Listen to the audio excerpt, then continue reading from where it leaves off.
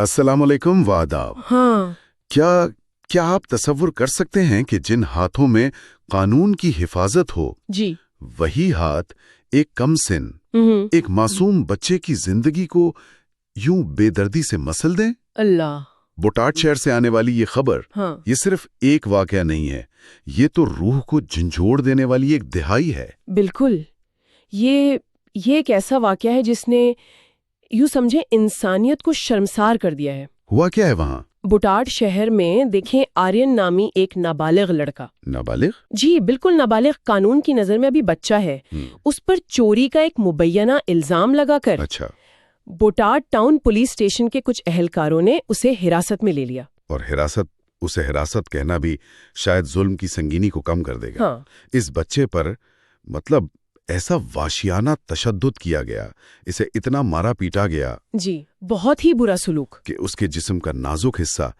اس کی کڈنی تک وہ شدید متاثر ہو گئی۔ استغفر اللہ۔ آج وہ احمد آباد کے زائڈس اسپتال میں بستر پر پڑا ہے، زندگی اور موت کی کشمکش میں مبتلا ہے۔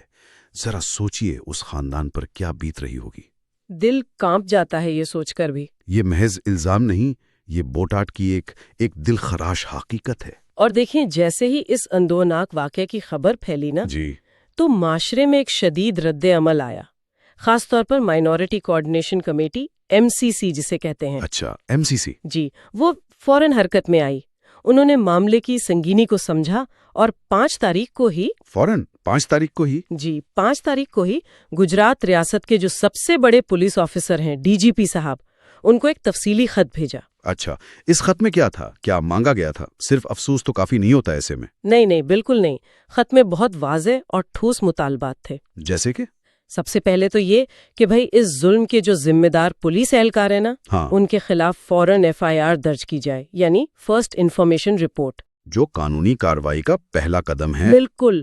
دوسرا یہ کہ جو بھی ثبوت ہیں، خاص طور پر CCTV کی فوٹیج، ہاں وہ اہم ہوتی ہے۔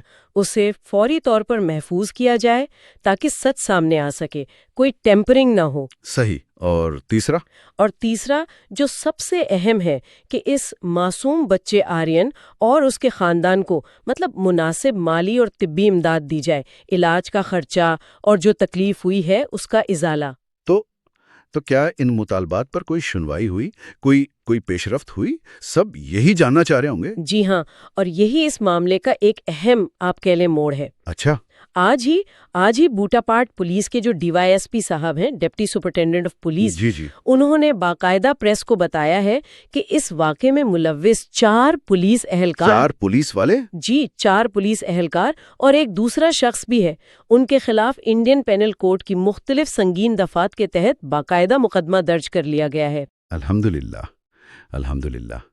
یہ خبر واقعی مظلوم خاندان اور انصاف کے لیے آواز اٹھانے والے تمام لوگوں کے لیے امید کی ایک بہت بڑی کرن ہے۔ بالکل۔ اگرچہ آپ کہہ رہی ہیں کہ ابھی FIR کی کاپی نہیں ملی، جی مصدقہ نقل ابھی ملنی باقی ہے، لیکن حکام کا یہ قدم اٹھانا یہ خود میں ایک بہت بڑی پیش رفت ہے۔ یقیناً یہ ظاہر کرتا ہے کہ جب آواز اٹھائی جائے مل کر تو اثر ہوتا ہے۔ بالکل درست کہا آپ نے۔ اب اگلا قدم یہی ہے کہ FIR کی تفصیلات دیکھی جائیں۔ صحیح۔ جیسے ہی وہ ملتی ہیں تو پھر ماہر وکلا سے قانونی مشورہ کیا جائے گا۔ کیا آگے کیا کرنا ہے؟ جی تاکہ آگے کی حکمت عملی یعنی لائحہ عمل طے کیا جا سکے۔ اور دیکھیں یہ سمجھنا بھی ضروری ہے کہ اگرچہ یہ جدوجہد شروع MCC نے کی، ہاں لیکن اس کامیابی میں بہت سے لوگوں کا حصہ ہے، جی جو بیدار شہری ہیں، سماجی کارکن ہیں اور خاص طور پر پریس اور میڈیا کے ہمارے ساتھی۔ جی ہاں، میڈیا کا کردار بہت اہم رہا، جنہوں نے اس خبر کو نمایاں کیا، ان سب کا کردار بہت قابل ستائش ہے۔